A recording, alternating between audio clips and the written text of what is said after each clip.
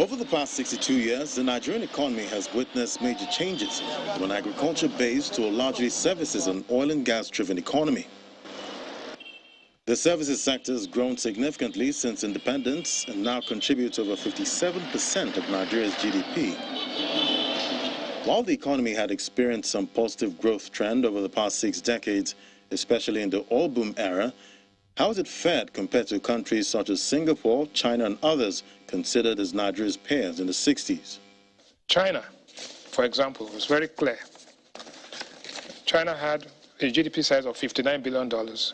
We had $4 billion. The entire country had $4 billion. That was the GDP of Nigeria in 1960.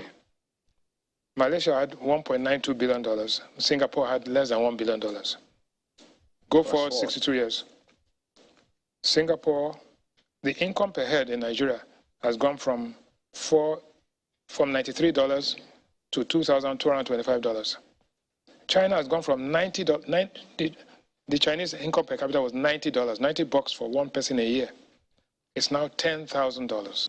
Unlike its peers, Nigeria has been experiencing double-digit inflation since 2016, fueled partly by a weakening naira and structural issues. Inflation has maintained an upward trajectory in recent times, hitting 20.52% in August 2022. Analysts say the central bank's interventions may also be stoking inflation. The CBN had injected over 9 trillion naira into the economy, in addition to offering 2-year moratorium for 10-year long-term loan facilities. The committee believed that these interventions have significantly helped to engender growth. However, in light of the persisting pressures on inflation, the committee encouraged the bank to maintain a close watch on the inflationary implications of these interventions. Following global trends, the Monetary Policy Committee of the Central Bank has hiked rates in 3 consecutive meetings to curb inflation.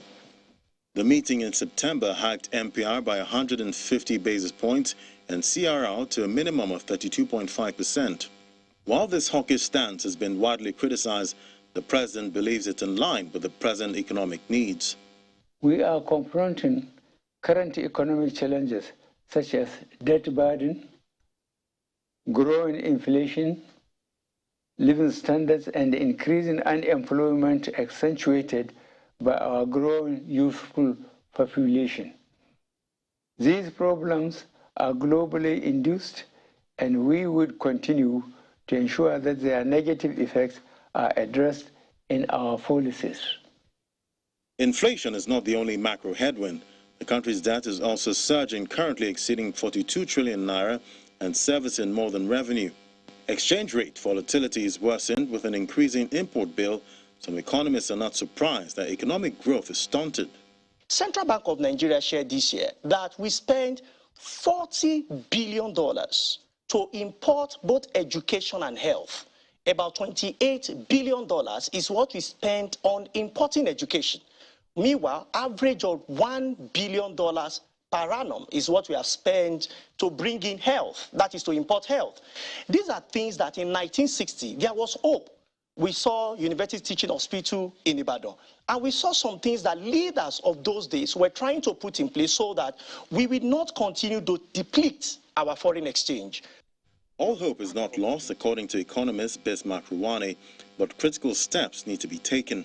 You have to reschedule and restructure your debt profile, because once you push out the debt, principal and interest payments over a longer period and refinance them with more expensive, you will have some breathing room to invest in productive and increase total factor productivity and labor productivity.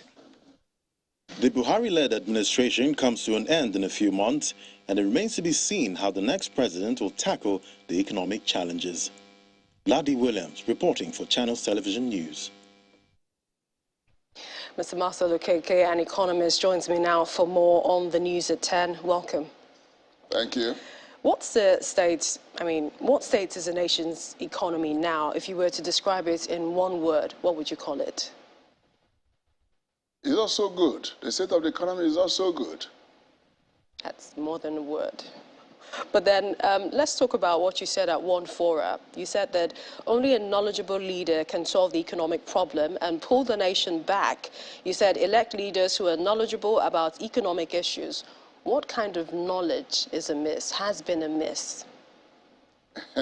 When you say the knowledge that is needed for a leader that will pull Nigeria economy back, to progress, not necessarily knowledge of economy.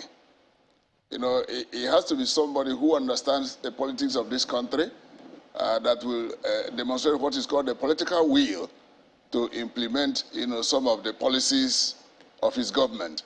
Okay, somebody who also understands, has knowledge of both local and international politics and international relations, because Nigeria is not an island unto itself. We relate with the rest of the world. So a proper understanding of international relations, will go a long way in determining what we even do locally here, so that Nigeria will really function as a giant of not only Africa, but a voice to reckon with in the whole world. Have we gotten anything right in the past 6 decades? Of course, we've gotten a few things right, and that is why we still have this country called Nigeria today. We've gotten a few things right. So in terms of our economy? Yes. If we've been getting it all wrong, we won't have anything called economy now. For instance, when we did banking consolidation, okay, and you have Nigerian banks that are big and strong and reliable, we started playing, in the global space. Not mushroom banks all over the place. So we got that right, and that is why you have the financial services sector in Nigeria today strong in spite of, the vicissitudes or, or whatever is happening to the rest of the world. Nigerian banks are still strong and doing well. What do we do in the immediate, considering high inflation rates, the debts, higher commodity prices? There is the problem of oil theft. There's naira, value. There's also insecurity. There is no short-term way out of the challenges we're facing now. There's no short-term way out. You can have mid-term and long-term, measures that can take us out of where we are now. You have mentioned insecurity. Of course, that has to be handled as a foundation for the rest of whatever could be done, okay? Then before you start talking about effective diversification of the Nigerian economy, and I mean the word, underline the word effective. It has to be effective because you have to have sectors that are earning foreign exchange substantially, not only to support oil, which appears to be the only product, but also to even outpace it in terms of bringing in a foreign exchange. Until you have that situation, the economy is not effectively diversified. And so we remain a monoproduct economy, meaning that whatever happens to oil, to a large extent, determine the state and fate of the economy. And with all its problems, because we neither determine the volume to export, nor the price to receive per barrel of oil. And so everything depends on what happens outside. So essentially long-term, there are no short-term measures. Well, you can do certain things short-term, but if you continue to do them consistently, it could lead to the long term. Like if you put a policy in place to talk about diversification, I want to encourage export. You now have to put the facilities or structure or infrastructure in place to support, production, manufacturing.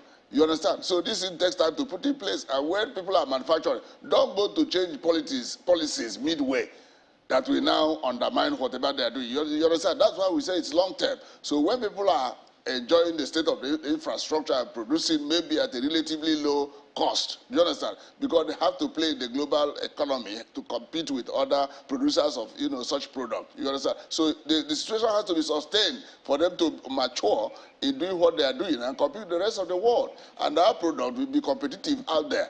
So over time, you now see that Nigeria becomes a productive economy rather than being a consumption one all the time. We have the teeming youth unemployment, there's underemployment. What do you see us doing? Pardon? What do you see us doing to solve that problem? It goes with what we are saying.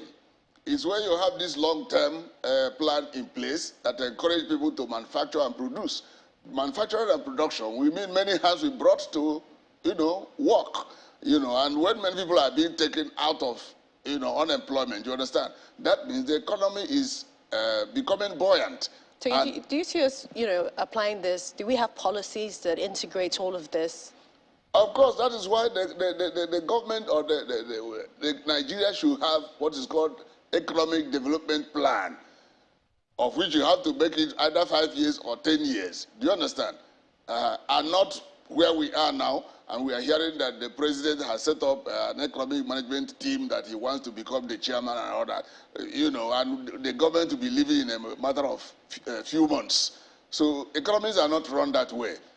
It's too short term, to make any impact. Because I know in the past we've had the economic growth recovery plan. We've had them for many years, but this even those ones are short term, because the economic recovery and growth plan you're talking about was just for 3 years. You understand? And we have what is called gestation period. So by the time you finish even preparing so-called plan, which is for 3 years, 1 year has gone, and effectively you only have 1 or 2 years to implement it, and it just goes away. Okay? And when that plan you mentioned elapsed, there's had a gap of another 1 year before they could produce another one. You understand? So this is a problem. So that's why it has to be long-term enough to accommodate the kind of position I am putting together. We'd like to appreciate your time on the news at 10. Mr. Masud Okeke is an economist, former chief economist at Zenith Bank. Thanks once again. Thank you very much. Thank you, Millicent. Having me. Thank you.